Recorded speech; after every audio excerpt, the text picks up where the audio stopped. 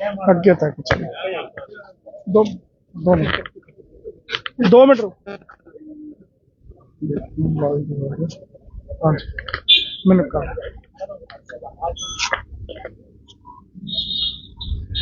जी नमस्कार, आप पंजाब केसरी टीवी के साथ जुड़े हैं। ऊना से मैं अपने सहयोगी मनोहर लाल के साथ सुरेंद्र शर्मा।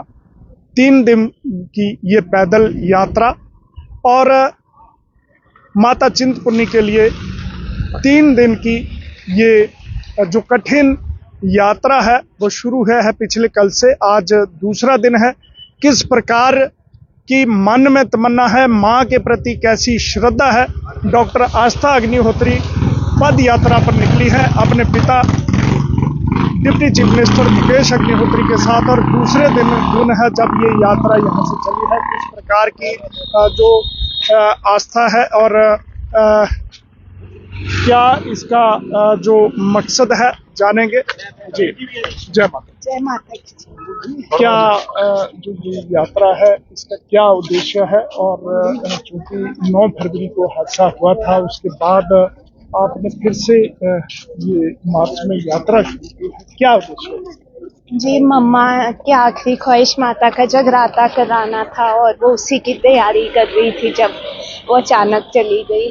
3 दिन बचे थे माता के जगराते को, तो हम 3 दिन की पदयात्रा पे निकले। मम्मा हमेशा पापा के चुनाव जीतने के बाद चिंतपूर्णी माता के पैदल जाती थी, और हम सब मम्मा के लिए निकले कि उन्हें मोक्ष मिले। और काफी साथी जो आप इस यात्रा में देखेंगे वो लोग हैं जो मम्मा के साथ लगातार जाते रहे इस यात्रा पे। तो आज हम मम्मा के लिए जा रहे हैं। जी तो क्या मुराद क्या मन में रहेगी, किस प्रकार की जो मुराद आपकी जो माता के दरबार पे रहेगी? माता चिंतपूर्णी जाएंगे या ज्वाला जी या दूसरे? अभी तो माता चिंतपूर्णी के ही जा रहे हैं क्योंकि उनका जगराता रखा हुआ था। मुराद तो कुछ नहीं है, बस मम्मा को मोक्ष मिले, यही सोच के साथ हम माता के जा रहे हैं। और मम्मा की बहुत बहुत आस्था थी माता रानी में, तो वही संस्कार उन्होंने हम सब में डाले हैं। और माता पे हमें यकीन है कि मम्मा को मोक्ष मिला होगा, बस प्रार्थना करना फर्ज है, यही मुराद है। जी आपके पिता भी मुकेश अग्निहोत्री जी भी साथ हैं, तो किस प्रकार का जो मनोबल है, क्योंकि अभी 1 महीना के करीब ही हुआ है, कैसा आपको जो उनकी तरफ से जो मनोबल है मिल रहा है? पापा का ही साथ है, हम 3 जनों का परिवार था, तो पापा हैं साथ और एक दूसरे के साथ हमें देना है। मम्मा रीढ़ की हड्डी थी हमारे परिवार की, और जो भी चाहिए होता था, जो भी बात थी पहले मम्मा से करते थे कि पापा व्यस्त रहते हैं। अब उनके लिए भी मुश्किल हो रहा है क्योंकि एक तरफ जिम्मेदारियां हैं जो समाज के प्रति है और अपने मेरा भी ख्याल रखना है, पर उनका बहुत बड़ा सहारा है।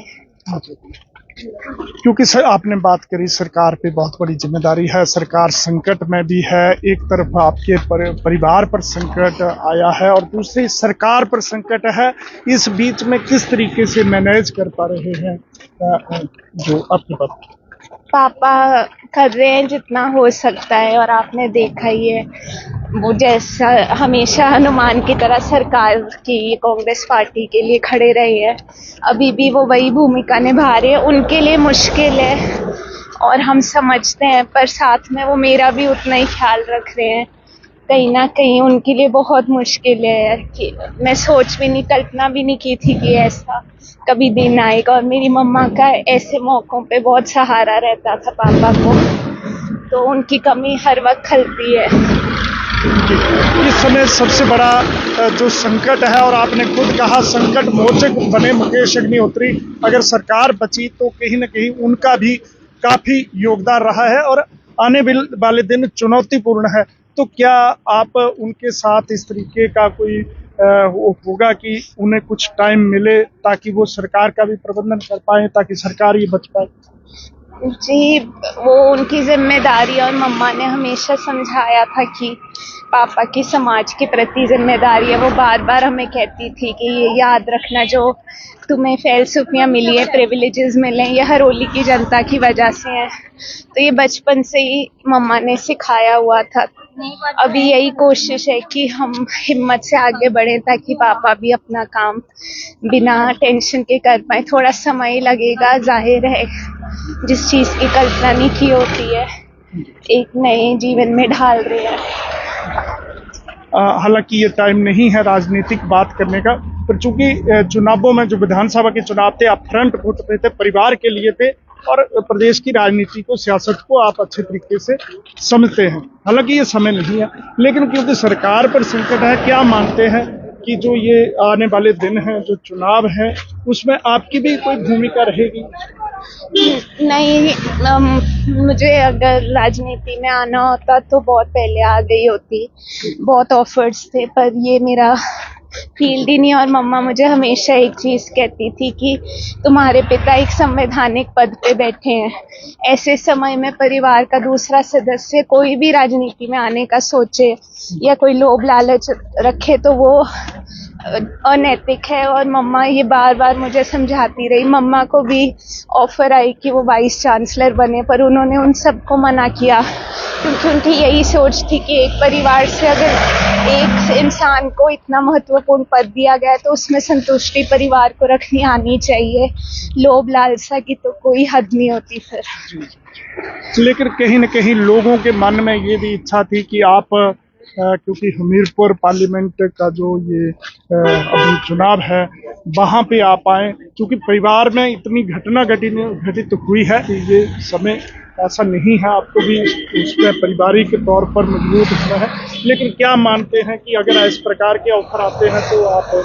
नहीं, मुझे ऐसे ऑफर बहुत पहले आ गए थे, पर मम्मा भी थी, परिवार में यही निर्णय हुआ था कि एक परिवार से एक सदस्य जब राजनीति में है और एक संवैधानिक पद पे जनता ने उन्हें बिठाया है तो उसी में संतुष्टि करनी चाहिए। और मम्मा इसको लेके बहुत साफ उनकी सोच थी, और वही मेरी सोच है। मैंने जीवन में कभी राजनीति में आने की कल्पना नहीं की थी।